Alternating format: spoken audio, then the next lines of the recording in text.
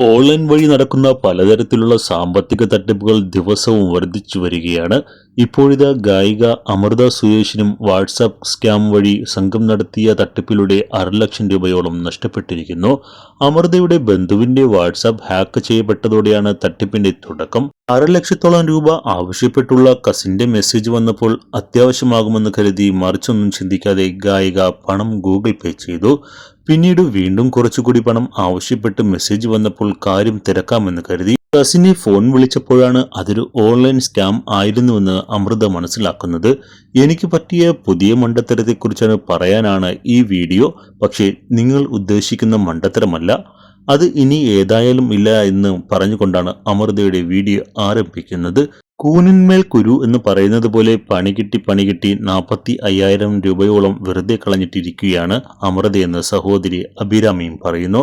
മഴക്കാലവും school ഓപ്പണിംഗുമെല്ലാം ഉള്ളതുകൊണ്ട് ആർട്ടിസ്റ്റുകൾക്ക് ഏറ്റവും കൂടുതൽ വരുമാനമുള്ള സമയമാണല്ലോ ഇപ്പോൾ. അങ്ങനെ അടുത്തിടെ ഒരു വാട്സാപ്പ് സ്കാമിൽ ഞാൻ പെട്ടു. ഇങ്ങനൊരു സ്കാം നടക്കുന്നുണ്ടെന്ന് എനിക്ക് അറിയില്ലായിരുന്നു.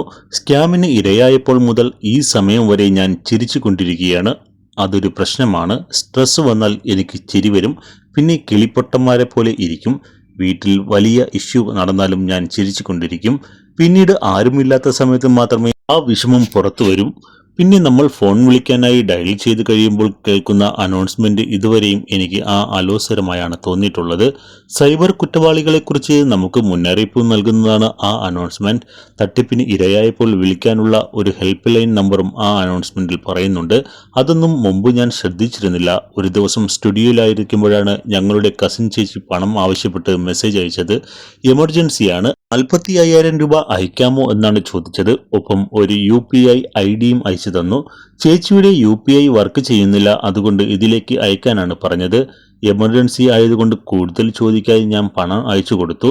കൂടാതെ സ്ക്രീൻഷോട്ടും എന്റെ ഒരു സെൽഫിയും വരെ അയച്ചു. അപ്പോൾ തന്നെ താങ്ക് യു മെസ്സേജും വന്നു. കൂടാതെ കുറച്ച് പൈസ കൂടി അയക്കാമോ എന്നും ചോദിച്ചു. ഞാൻ ഉടൻ തന്നെ ചേച്ചിയെ വീഡിയോ കോൾ ചെയ്തു. പക്ഷേ ആരും എടുത്തില്ല.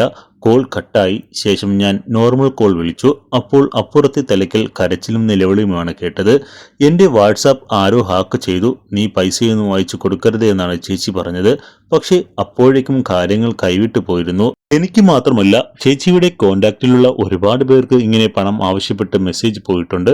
ചേച്ചി ഒരു പാഴ്സൽ ഓർഡർ ചെയ്തിരുന്നു. അതുമായി ബന്ധപ്പെട്ട കോൾ ആകുമെന്ന് കരുതി പരിചയമില്ലാത്ത നമ്പറിൽ നിന്നും വന്ന ഒരു കോൾ എടുത്തതോടെയാണ് പ്രശ്നമായത്. ശേഷം ഞങ്ങൾ സൈബർ സെല്ലിൽ പരാതിപ്പെട്ടുവെങ്കിലും കാര്യമുണ്ടായില്ല. അപ്പോഴേക്കും തട്ടിപ്പ് സംഘം പണം ATM-ൽ നിന്നും പിൻവലിച്ചിരുന്നു.